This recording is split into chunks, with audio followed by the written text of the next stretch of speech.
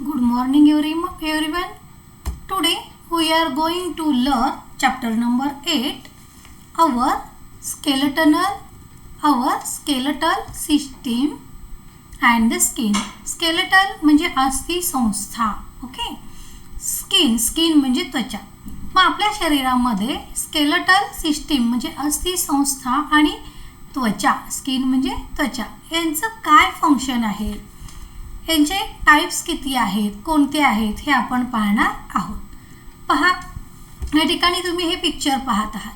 काय म्हटलेले पहा, organ systems and the human skeleton. Organs म्हणजे इंद्रिय संस्था. आपल्या शरीरामध्ये इंद्रिय संस्था आहे जे तुम्ही मागच्या वर्षी अभ्यासलेले आहात. ओके. आणि त्याचे फंक्शन सुद्धा तुम्ही अभ्यासलेले आहात, जे आता आपण इथं रिकॉल करूयात. Can you recall? तुम्ही सांगू शकता का की या ठिकाणी हे जे पिक्चर्स आहेत ते फिगर जे दिलेले आहेत त्याचे ऑर्गन सिस्टीम्स कोणकोणते आहेत. चला पाहूयात. हे फर्स्ट, आता हे जे तुम्हाला इथं दिसतं चित्रामध्ये, तर ती कोणती आहे, तर डायजेस्टिव्ह सिस्टीम, पचन संस्था. डायजेशन म्हणजे पचन होणे, डायजेस्टिव्ह म्हणजे पचन संस्था. त्यानंतर हे सेकंड जे तुम्हाला मिडलला दिसते, हे सगळे या ठिकाणी तुम्हाला मस्क्युलर म्हणजे या ठिकाणी स्नायू, मसल्स म्हणजे स्नायू, मग त्याच्यावरून मस्क्युलर सिस्टीम म्हणजे स्नायू संस्था. त्यानंतर पहा, या ठिकाणी तुम्हाला हे जे हाडं दिसत आहेत, मग त्याला म्हणायचं स्केलेटल सिस्टीम. आलं लक्षात? मग यांचं फंक्शन काय आहे, तर आपल्या शरीरामध्ये the various organs are safe within the body cavity. आपल्या शरीरामध्ये हे जे इंद्रिय आहेत हे सेफ आहेत, एका पोकळीमध्ये सेफ आहेत. ओके. त्याचबरोबर the human skeleton is a protective shell. इथं SHELL सेल म्हणजे इथं कवच, प्रोटेक्टिव्ह संरक्षक कवच आहे. कोण? तर स्केलेटलन म्हणजे अस्थि संस्था, ह्यूमन स्केलेटलन, मानवी अस्थि संस्था जी आहे आपल्या शरीराची एक प्रोटेक्टिव्ह सेल आहे. ओके. पहा, for all the internal organs, आपल्या शरीरामध्ये जे बारीक छोटे इंद्रिय आहेत त्या इंद्रियाचं संरक्षणाचं कार्य स्केलेटनल सिस्टम ऑर्गन्स करतात. पहा, या ठिकाणी काही ऑर्गन दिलेले आहेत. हार्ट आहे, लंग्स आहे, इंटेस्टाईन्स आहेत. हार्ट म्हणजे हृदय, मग हृदयाचं फंक्शन काय आहे, बॉडी कॅव्हिटी ते कशामध्ये संरक्षित आहेत हे आपल्याला सांगायचं आहे. पहा, हार्टचं फंक्शन काय आहे मुलांनो, हे ब्लड सर्क्युलेशन करतं, रक्ताभिसरण करतं. मग ते कुठे असतं पहा, तर थॉस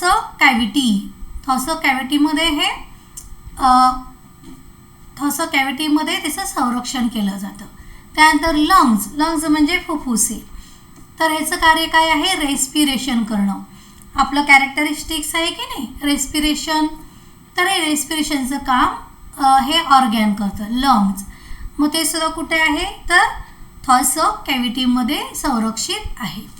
त्यानंतर पुढे पहा, इंटेस्टाईन म्हणजे आतडे. आपल्या शरीरामध्ये लहान आतडे आहेत, स्मॉल आहे, लॉंग आहे. मग इंटेस्टाईन हे कुठे आहेत, यांचं कार्य काय आहे, डायजेशन अँड ऑब्सॉर्प्शन म्हणजे पचन करणे आणि शोषण करणे. पाण्याचं असेल, अन्नरस असेल, हे ऑब्सॉर्ब करण्याचं कार्य हे इंटेस्टाईन्स करत असतात. मग ते कुठे आहे संरक्षित, तर अब्डॉमिनल कॅव्हिटी. अब्डॉमिनल म्हणजे आपली उदर पोकळीमध्ये हे संरक्षित आहे, ते त्याचं प्रोटेक्शन करतात. ठीक आहे. त्यानंतर ब्रेन म्हणजे काय, तर मेंदू. पहा, तर ब्रेन जे आहे हे आपलं सुपर कॉम्प्युटर आहे.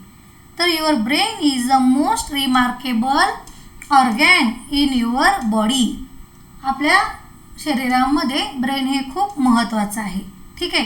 It is protected by the बनी स्कल, ते आपल्या कवटीचं सुद्धा रक्षण करतं. त्यानंतर ते कसं दिसतं, इट लुक्स लाईक वॉलनट. ते वॉलनट अक्रोडासारखं दिसतं आपलं ब्रेन. ठीक आहे. तुम्ही जर अक्रोड फोडून बघितलं तर त्याच्यामध्ये त्याची जी रचना असते त्याप्रमाणे आपल्या ब्रेनची ही रचना असते. It is like a super computer. Brain हे आपलं सुपर कॉम्प्युटर आहे. मग हे क्रॅनियल कॅव्हिटी तिथं ते संरक्षित असतं. आलं लक्षात, शिरोपोकळीमध्ये ते संरक्षित असतं.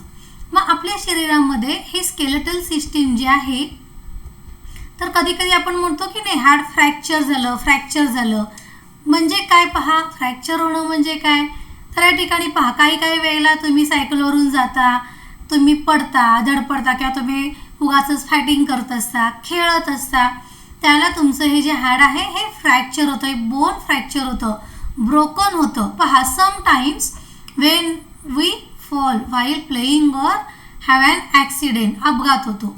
अ bone in our arms or leg may get broken, हाताचं किंवा पायाचं हाड हे ब्रोकन होतं, मोडतं. This is called a fracture of the bone, त्याला म्हणायचं हाड आपलं फ्रॅक्चर झालं. मग हाड फ्रॅक्चर झालेलं आहे, शरीराच्या आतमध्ये आहे, हे कसं समजतं, त्यावेळेला काय घडतं, तर त्यावेळेला आपलं जे हाड आहे ते जे स्किन आहे ते सुजतं, त्याच्यावर सूज येते.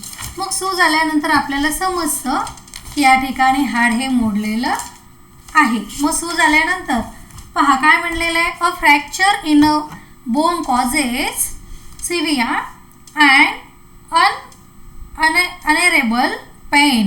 अनरेबल पेन, आपल्याला असह्य अशा वेदना होतात. कुठे, and the part with the broken bone स्वेस इमिडिएटली, लगेच तिथे सूज येते. आणि सूज आल्यानंतर आपल्याला समजतं की या ठिकाणी आपलं हाड ब्रोकन झालेलं आहे. मग पहा, your friend meets with an accident and a bone in his leg is fractured. How will you help? जर त्याचं फ्रॅक्चर झालं हाड तर तुम्ही काय करता, त्याला काय प्रिव्हेंटेशन देता, तर पहा, after an accident prevent any movement of the fractured part. ज्या वेळेला आपल्या मित्राचं लेग्स किंवा याचं हाड मोडतं, ब्रोकन होतं, त्याला तुम्ही काय कराल पहा, त्याला हालचाल होऊन देऊ नये म्हणून इमोबिलाइज्ड इट, त्याला स्थिर ठेवायचं. इमोबिलाइज्ड म्हणजे स्थिर ठेवणे. And get immediate medical help द्यायची. After going to the hospital and X-ray image is taken of the part which is swollen. तर ज्या ठिकाणी त्याला सूज आलेली आहे, ज्या ठिकाणी त्याला सॉलन झालेलं आहे, तर त्या पार्टचं ते काय करतात, इमेज घेतात. इमेज इज टेकन, इमेज घेतलं जातं. मग त्याच्यावरून समजतं की नेमकं कुठे हाड फ्रॅक्चर झालेलं आहे.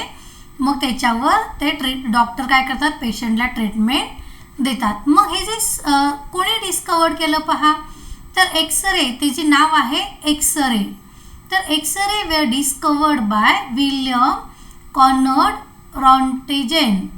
तर रॉन्टेजेन जे आहे या शास्त्रज्ञांनी याचं काय केलेलं आहे, शोध लावलेला आहे रॉन्टजेन यांनी. ठीक आहे. मग पहा, आपल्या शरीरामध्ये हे जे बोन्स आहेत हे सॉफ्ट आहेत का मुलांनो, नाही, बोन्स हे कसे आहेत, सॉफ्ट नाही आहेत, ते हार्ड आहेत. Bones are hard. ठीक आहे. तर आपल्याला या ठिकाणी दिसतात बघा, हे फ्रॅक्चर्ड बोन तुम्हाला इथं इमेजमध्ये दिसत आहे. नेमकं कुठं फ्रॅक्चर झालेलं आहे हे इथं आपल्याला दिसतं. आलं लक्षात. मग काय करतात ते, तर इमेज घेतली जाते एक्सरेनी. And X-ray image shows whether a bone is broken and also the exact spot where it is broken. नेमकं कुठं ते एक्झॅक्टली कुठं ब्रोकन झालेलं आहे समजतं. मग त्यामुळे काय करतं, this help in providing the proper treatment. Proper treatment ही त्यामुळे केली जाते. आलं लक्षात. मग आपल्या शरीरामध्ये याचं फंक्शन काय आहे, हे जे आहेत बोन्स आहेत, हे जे स्केलेटल सिस्टीम आहे, तर पहा, skeletal system is form of all the bones of the body along with the associated cartilages. तर हिचं फॉर्म जे कशाने तयार केलेलं असतं पहा, तर कशाची मिळून बनलेली असते स्केलेटल सिस्टीम, आपल्या शरीरामध्ये असणारे ऑल बोन्स आणि कुर्च्या म्हणजे याला काय शब्द वापरलेला आहे, तर कार्टिलेजेस म्हणजे कुर्च्या, यांची मिळून स्केलेटल सिस्टीम ही बनत असते. मग स्केलेटल सिस्टीम जी आहे आपल्या शरीरामध्ये तुम्ही जे इमेजेसमध्ये पाहत आहात, तर याच्यामध्ये ही स्केलेटल सिस्टीमचं सिस्टीम जे आहे तर याचं फंक्शन काय आहे पहा. प्रथमतः हे लक्षात ठेवा, आपले जे बोन्स आहेत हे सगळे हार्ड आहेत. ठीक आहे, तर हे give safe to the body, हे आपल्या शरीराला सेफ देतात आणि त्यामुळे तरी आपण बरोबर ओळखू शकतो की प्राणी कोणता आहे. त्यांच्या सांगाड्यावरून आपण प्राणी बरोबर ओळखू शकतो. पहा, त्यानंतर provide support to the body, आपल्या शरीराला त्याच्यामुळे या स्केलेटल सिस्टीममुळे आधार मिळतो. आपण व्यवस्थित थांबू शकतो. पहा, एखाद्या झाडाला, एखाद्या वेलीला व्यवस्थित वाढण्यासाठी आपण काठी लावून आधार देतो की नाही. आपल्या शरीरामध्ये असं काठी वगैरे लावण्याची काहीही गरज नसते. तर स्केलेटल सिस्टीम हे काय करतं, provide support to the body. आलं लक्षात.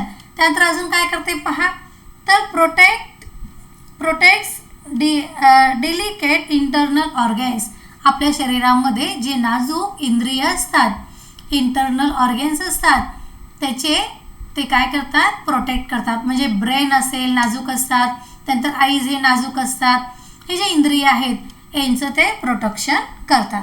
त्यानंतर minerals and salts are stored in the bones, आपल्या शरीरामध्ये मिनरल्स म्हणजे आपण लास्ट चॅप्टरमध्ये पाहिलं, मिनरल्स म्हणजे खनिजे, हो का नाही. मग हे खनिजे, त्यानंतर सॉल्ट स्टोर, क्षार यांचं ते स्टोर, क्षार आणि खनिजे हे स्टोर केले जाते. त्यानंतर आपल्या शरीरामध्ये जे मुवमेंट होतो, आपण जे हालचाल करतो, आपण हात वर उचलतो, पाणी पिण्यासाठी, फॉर ड्रिंकिंगसाठी आपण मुवमेंट करतो, बॉलिंगसाठी आपण मुवमेंट करतो, आपण रनिंगसाठी मुवमेंट करतो, हे सारं मुवमेंटचं कार्यसुद्धा, हे जे फंक्शन आहे हे स्केलेटल सिस्टीममुळेच घडून येत असते. आलं लक्षात. त्यानंतर पहा, मग ह्याचं आपले जे बोन्स आहेत हे bones are hard, they are not flexible, ते फ्लेक्झिबल नाही आहे. Bones are composed of 2 main constituents, पहा हे जे बोन्स आहेत ते मेन 2 घटकांनी बनलेले असतात. या ठिकाणी दिलेले आहेत हे बोन्स, हे टाईप्स आहेत. पहा काय म्हणलेलं आहे, तर all the bones of the body along with the cartilage together from the skeletal system, खुर्च्या यांनी ते बनलेले असतात. त्यानंतर bones are hard, they are not flexible, flexible तर नाहीच आहेत हे बोन्स. त्यानंतर पहा, bones are composed of 2 main constituents, 2 घटकांनी बनलेले असतात, बायोटिक आणि अबायोटिक. आता बायोटिक म्हणजे जैविक, आपल्या शरीरामध्ये जैविक कोण आहेत, ऑफकोर्स सेल आहेत. बरोबर आहे, आपलं बॉडी सेल्सने बनलेले आहेत, CEES. आपल्या शरीराचं मेन स्ट्रक्चर कोण आहे, तर सेल्स आहेत. तर सेल्स काय आहेत, बायोटिक आहेत, सेल्स आर बायोटिक. आणि आता अबायोटिक कोण आहेत पहा इथं, calcium carbonate, calcium phosphate, minerals and salts are the abiotic constituents of bones, आपल्या शरीरामध्ये. तर अबायोटिक कोण आहेत, calcium phosphate, calcium carbonate, minerals आणि सॉल्ट्स हे जे आहेत हे अबायोटिक आहेत. मग कॅल्शियम जे आहे ते import strength to the bones, कॅल्शियममुळे आपल्या बोन्सला एक स्ट्रॉंगनेसपणा येतो, मजबूती येते. आलं लक्षात. मग हे जे बोन्स आहेत, there are 4 main types of bones. बोन्सचे किती टाईप्स आहेत, 4. या ठिकाणी तुम्ही जे पाहतात, फ्लॅट बोन्स, ठीक आहे, फ्लॅट म्हणजे त्यानंतर स्मॉल म्हणजे लहान, फ्लॅट्स म्हणजे चपटी, ही जी दिसतं मला ही चपटी बोन्स आहेत, फ्लॅट आहेत, हे सगळे स्मॉल आहेत. त्यानंतर थर्ड टाईप जो आहे तो आहे इरेग्युलर बोन्स. इरेग्युलर म्हणजे रेग्युलेशन म्हणजे एक नियमितपणा, रेग्युलर. मग इरेग्युलर म्हणजे अनियमित, ज्यांचा हा एक राऊंडेबल नसतं किंवा फ्लॅट नसतात किंवा हे स्क्वेअर पण नसतात, हे ना रेग्युलेशन हे नसतं, इरेग्युलर बोन्स. त्यानंतर लॉंग बोन्स, हे जे लॉंग बोन्स, आपल्या मांडीचं जे बोन्स असतं हे लॉंग बोन्स आहे. आलं लक्षात. मग there are totally 4 types of bones. कोणते कोणते सांगितले पहा मी, flat bones, small bones, irregular bones आणि लॉंग बोन्स. इथं तुम्ही चित्रामध्ये पाहत आहात.